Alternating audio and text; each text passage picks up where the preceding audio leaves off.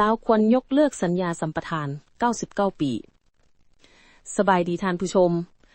รัฐบาลลาวควรยกเลิกหรือลบล้างสัญญาสัมปทานเขตเศรษฐกิจพิเศษเมืองต้นผึ่งกำหนด99ปี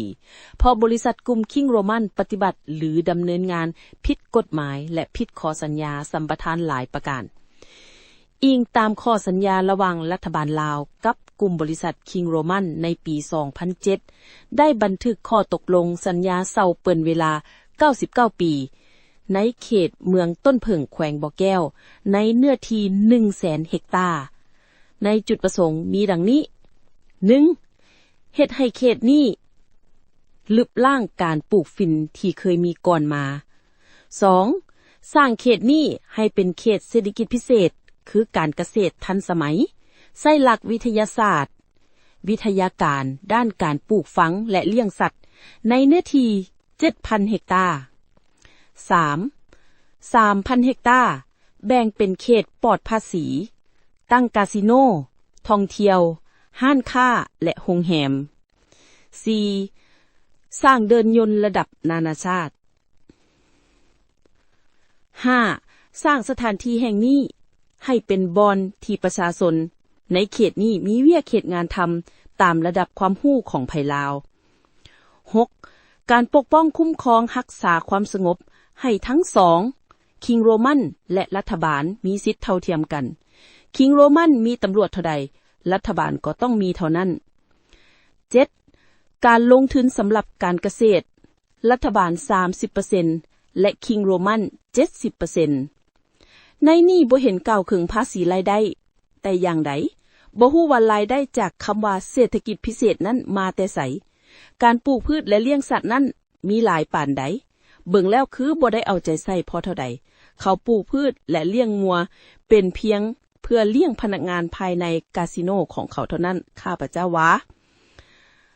ข้อผิดพลาดหรือข้อที่คิงโรมันมีการเคลื่อนไหวที่บ่ถูกต้องนั้น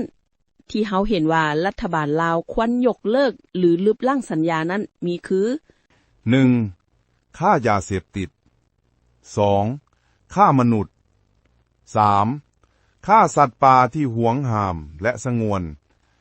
4. ปล่อยให้หรือเลี้ยงกลุ่มโจรอาชญากรรมไซเบอร์มาตั้งศูนย์ปฏิบัติงานอยู่ที่เขตเศรษฐกิจพิเศษ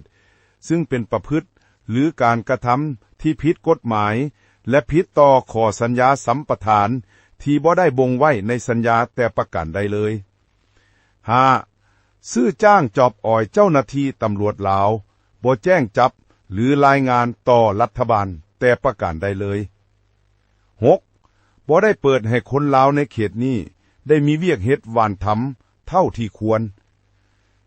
7. ป้ายถนนบ่ได้ใช้ภาษาลาวใช้แต่ภาษาจีนเปรียบเสมือนว่าสถานที่แห่งนี้บ่แม่นประเทศลาว 8. การใช้เงินตาซื้อขายบ่ได้ใช้เงินกีบเป็นหลักใช้และห้ามฮู้แต่เงินหยวน 9. ภาษาบ่ได้ใช้ภาษาลาวเป็นภาษากลางใช้แต่ภาษาจีนเป็นหลัก 10. เดินยนต์แห่งนี้สร้างขึ้นและถือว่าเป็นเดินยนต์ระดับชาติซึ่งเอิ้นว่าเดินยนต์แห่งชาติแต่บ่ได้ใช้ในลักษณะชาติเจ้าหน้าที่ลาวบ่ได้ควบคุมการบินขึ้นลงและกวดกาคนเข้าออกอย่างเป็นทางการ 12. รายได้จากการท่องเที่ยวซึ่งมีอยู่ในสัญญารัฐบาลได้นำอยู่บ่ทั้งหมดทั้งปวงที่ข้าพเจ้าได้กล่าวมาข้างถึงนี้แม่นล้วนแล้วแต่เป็นเงื่อนไขที่เท้าสาวไหวเฮ็ดผิดต่อสัญญาสัมปทาน99ปีทั้งนั้นรัฐบาลลาวเฮามีสิทธิ์ยกเลิกสัญญานี้ได้ประชาชนลาวเฮาควรจับตาจ้องมองนำรัฐบาลอย่างใกล้ชิดเด้อเพราะมันเป็นอันตรายแก่ชาติและประชาชนลาวเฮาแท้ๆเด้อ